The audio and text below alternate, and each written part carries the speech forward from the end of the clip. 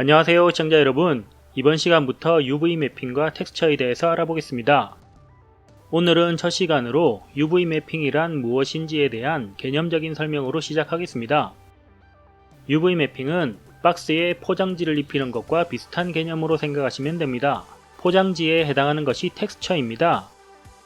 텍스처로 오브젝트를 감싸는 것을 UV 래핑이라고 하고, 반대로 포장된 포장지를 펼치는 것처럼 오브젝트를 펼쳐서 평평하게 만드는 작업을 UV 언래핑이라고 합니다. 이렇게 2D의 이미지를 3D의 오브젝트에 입히는 작업을 UV 매핑이라고 합니다.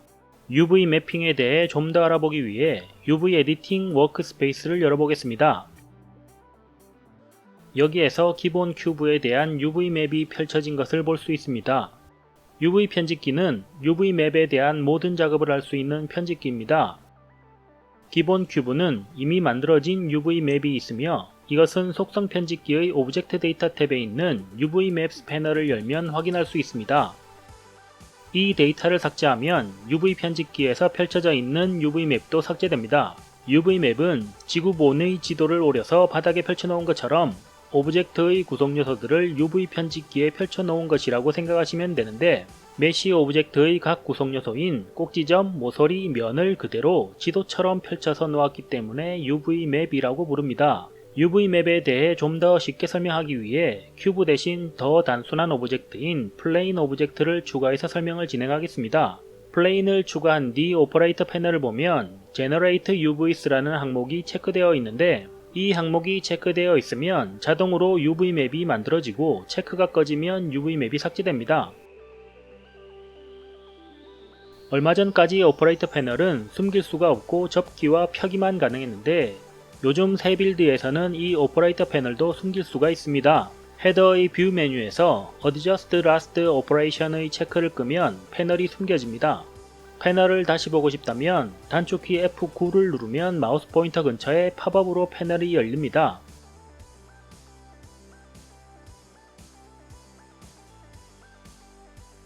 에디트 모드로 전환해야 UV 맵을 볼 수 있습니다.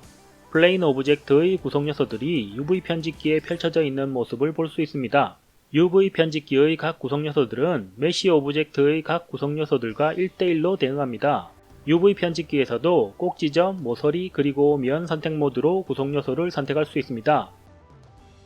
3D 뷰포트에서 선택된 구성 요소만 UV 편집기에 표시되는데, 최소한 면 단위로 선택되어야 UV 편집기에 표시됩니다. 하지만 헤더의 가장 왼쪽에 있는 버튼을 켜서 오브젝트와 동기화시키면 3D 뷰포트에서 구성 요소를 선택하지 않더라도 UV 맵이 표시됩니다. 동기화를 끄면 구성 요소 선택 모드 중 네 번째 선택 모드가 표시되는데, 이것은 섬 선택 모드라고 하고 3D 뷰포트에서는 없는 선택 모드입니다. 이 선택 모드에서는 분리된 구성 요소 전체를 선택할 수 있는데, 사용하는 방법은 다음에 알아보겠습니다. 선택 모드는 단축키를 사용해서 활성화할 수 있으며, 왼쪽부터 순서대로 키보드 1, 2, 3, 4를 이용합니다. 구성 요소를 조작하는 방법은 3D 뷰포트 편집기에서의 단축키와 조작법이 거의 같기 때문에 따로 설명하지 않겠습니다. 대신 UV 편집기에서 펼쳐진 구성 요소는 단지 UV 좌표를 편집하기 위한 것이지 오브젝트의 모양을 편집하기 위한 것이 아니라는 점을 꼭 기억해 두시기 바랍니다. 그래서 UV 편집기에서 구성 요소를 어떻게 편집하던 오브젝트의 모양에는 절대 영향을 미치지 않습니다. UV 맵은 텍스처를 오브젝트에 입히기 위해 사용되므로 일반적으로 참조할 텍스처를 열어두고 UV 맵을 편집합니다. 보통 텍스처 이미지가 화면보다 크기 때문에 마우스 휠을 굴려 조금 축소해서 보겠습니다. UV 맵이 이미지 크기에 맞게 사이즈가 조정된 걸 볼 수 있습니다. 주의할 점은 이 이미지는 단지 UV 맵을 편집하기 위한 참조용 텍스처이지, 여기에 텍스처를 로딩했다고 오브젝트에 텍스처가 표시되는 것은 아닙니다. 오브젝트에 텍스처가 입혀지려면 재질에서 해당 텍스처를 적용해 줘야 합니다. 테스트를 위해 우선 쉐이더를 조명의 영향을 받지 않는 이미션 쉐이더로 바꾸겠습니다. 컬러 속성의 단색이 아닌 이미지 텍스처를 적용합니다. 그 후 텍스처 파일을 열거나 이미 열어둔 텍스처를 선택하면 오브젝트에 텍스처가 입혀집니다. 이제 쉐이딩 모드를 룩딥나 렌더드 모드로 바꾸면 화면에 텍스처가 표시됩니다. 텍스처는 2차원의 이미지입니다. 그래서 이 이미지는 X축과 Y축의 두 개의 좌표축으로 표현할 수 있는데 3D 오브젝트의 X, Y, Z축과 혼동을 피하기 위해 XY 글자 대신 앞글자인 U자와 V자를 좌표축 글자로 사용합니다. 이래서 텍스처의 좌표를 UV 좌표라고 부르고 관련 용어에도 모두 UV를 사용합니다.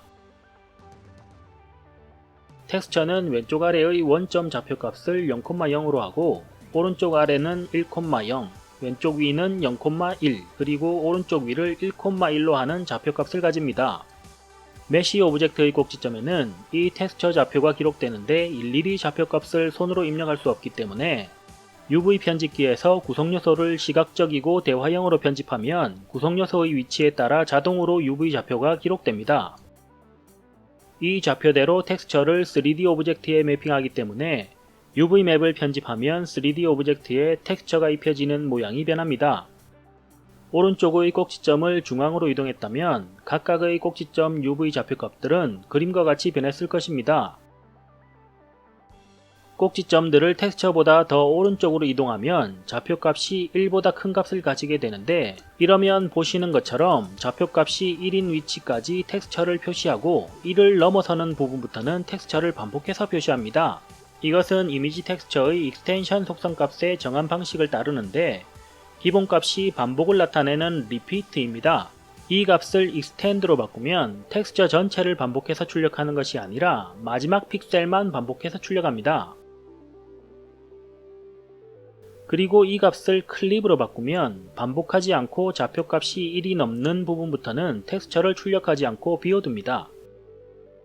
플레인의 중간에 루프컷을 적용해서 구성요소를 추가하면 어떻게 되는지 살펴보겠습니다.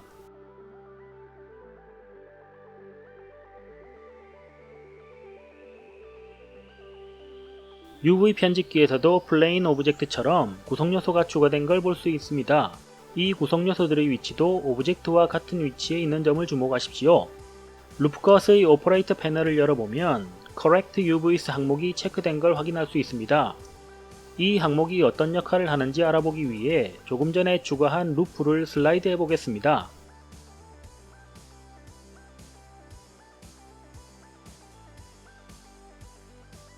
루프를 이동할 때 UV맵의 변화도 함께 보기 위해 UV맵을 동기화시키겠습니다. UV맵의 구성요소도 실제 오브젝트의 구성요소처럼 이동하는 걸 볼 수 있습니다. UV맵의 구성요소는 실제 오브젝트의 구성요소가 위치한 비율을 따라갑니다. 그래서 UV맵이 오브젝트와는 다른 모양으로 편집되더라도 비율을 맞춰 위치를 이동합니다. 그렇다면 이번에는 Correct UVs 체크를 끄고 같은 작업을 반복해 보겠습니다.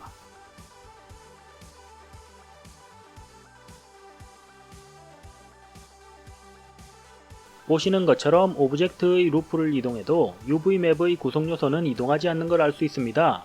오브젝트의 구성요소와 UV맵의 구성요소의 위치가 달라지면 매핑되는 텍스처의 모습도 달라집니다. 텍스처는 실제 오브젝트에서 구성요소의 위치를 평가하지 않고 UV맵에서 설정한 UV 좌표값을 따라가기 때문에 지금처럼 텍스처의 왜곡이 발생합니다.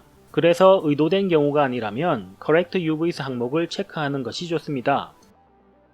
오늘은 여기까지 하고 다음 시간에 이어서 계속 진행하겠습니다. 시청해주셔서 고맙습니다.